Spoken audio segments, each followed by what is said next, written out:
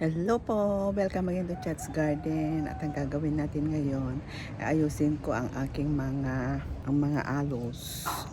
Ito, mga hybrid na aloes ko at hindi na po maganda tingnan. At nagda-dried na rin yung kanilang mga bottom leaves, guys. At yung mga pops nila ay kailangan na po talaga nilang i-repat at ayusin. At tinutubuan na rin ng ibang halaman itong mga pots nila, guys. So, ito yung ating gagawin ngayon at nagkaroon tayo ng konting time. Yan. Ayan na po sila, oh. Yung may mga anak sila, pero hindi ko pa sila na i-transfer sa ibang pot. Ayan, kailangan na ang taas-taas na. Although nagpa-flower po sila, yan. Dati-dati naayos ko na ito, pero matagal-tagal na naman, kaya ganyan ang itsura nila. Ilipat ko sila sa colorful na pot na nabili ko online, guys. Yan. Ayan, meron ako ditong pot. Yan, maganda siya. Glass ang itsura niya. Matigas po siya. And then may butas. Nabili ko lang ito sa Daiso. Daiso, guys. Yan. Yan, guys, tingnan nyo ito, oh. Meron siya ditong baby. Mukhang hindi na siya makalaki. Yan, tapos tatanggalin ko na lang siya. Separate ko na siya sa kanyang mother. And then, dadagdagan ko ito ng lupa. Itong maliit na ito, itatanim ko na dito. Ganun din ang gagawin ko dito, oh. Dito sa isa. Yan. Ito, ang dami-dami na rin niyang anak. So, ito, oh, nalalanta na yung pinaka-bottom leaves ng mother niya. So, maigin tanggalin ko na lang ito, tapos ire-repat ko na lang ulit siya dyan. Ganun din ang gagawin ko dun sa iba, guys. Yan. Tapos itong iba, kagaya nito, dinagdagan ko lang siya ng lupa. Total, wala pa naman siyang baby, so dinagdagan ko lang siya ng lupa, guys. And then hintayin ko na lang siya na lalaki o kaya magkakaroon ulit siya ng baby, tsaka ko siya ililipat ulit. Ito ang nakakatuwa. Ang ganda niya, guys. O, tingnan nyo. Yan. Napakaganda. Parang tower. Yan. Ganda. Yan. Tapos meron pa siya dito. Anak ulit. Ang galing mga anak nito. Very prolific nitong ganitong breed. Yan. Ganda. Namulaklak na rin ito maraming beses, guys. Yan. Separate ko na sila para makalaki na mabuti naman ito. Ayan, guys, nandito na sila lahat. Yan. Marami-rami rin sila. Ano? Yan. Tapos, ito naman yung isa. Ayan. May magpo-flower pa nga.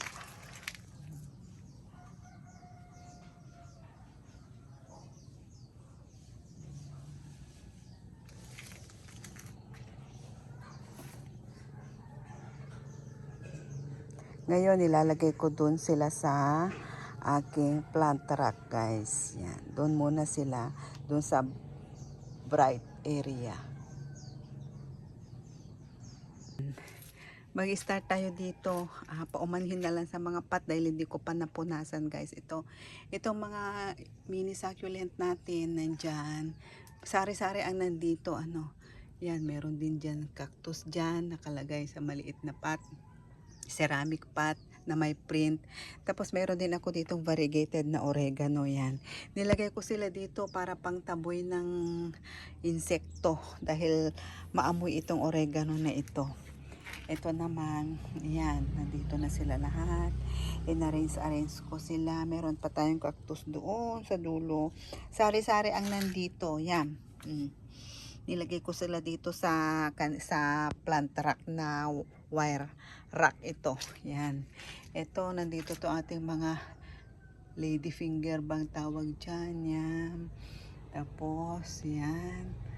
Nandito sila, may coleus pa doon. Isa rin sa pangtaboy ng mga insekto yan. Kaya itinabi ko rin siya dyan. Yan. nandyan na sila. Ito naman yung ating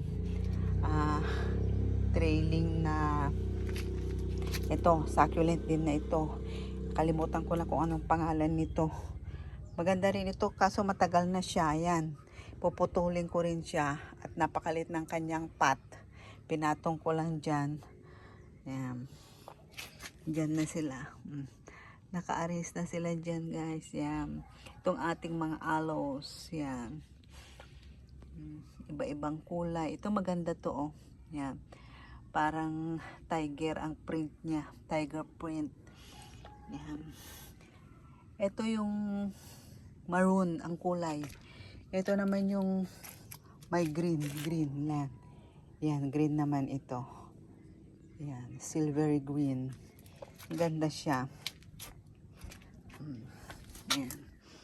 Nandito sila. Diyan lahat. Tapos nandito na yung mga aloes natin na inarrange natin. Yan. Dito sila sa rack. Yan. Tapos yung iba na ating mga sansevieria, nilagay ko na sila doon sa ilalim. Yan. Para naman maayos-ayos silang tingnan. Hindi magkasya kaya yung iba nakalapag pa rin dito sa sahig. Yan. Yan sila mga aloes. Yan. Nandito yung mga iba. Yung mga colored na pot. Yan. Ko sila inilagay. Yan. Di na sansevieria din. So, ilalim. Tapos meron ako nitong cactus. Yan. Natutumba kasi siya. Kaya nilagyan ko na lang siya ng ganyan. Harang. Para. Nakalimutan ko ng pangalan nito, guys. Maganda ito dati. Kaso nga lang ganyan. Medyo corking na siya. Yan. Meron din tayo dito mga hanging. Yan. Tapos ito rin. Malapit na naman bubuk ang kanyang bulaklak. Yan. Nandyan siya. Yan. Marami siya, oh. Yan. Tapos dalawa dito. Tapos ito yung mga ibang succulent natin na nag-thrive. Yan, ang ganda ng kulay dahil naarawan sila, naulanan dyan sila. Ito, bagong ano ko lang ito. Bagong propagate ko lang ito. Yan sila.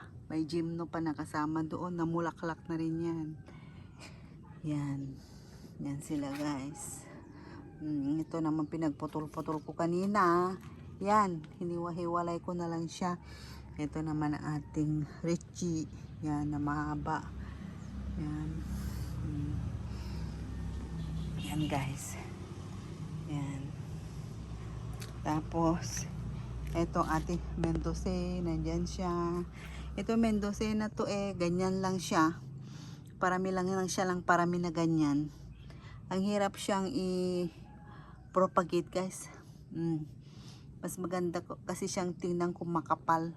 Pero ito, inilagay ko lang muna dyan kasi pag may time ako, ipopropagate ko siya.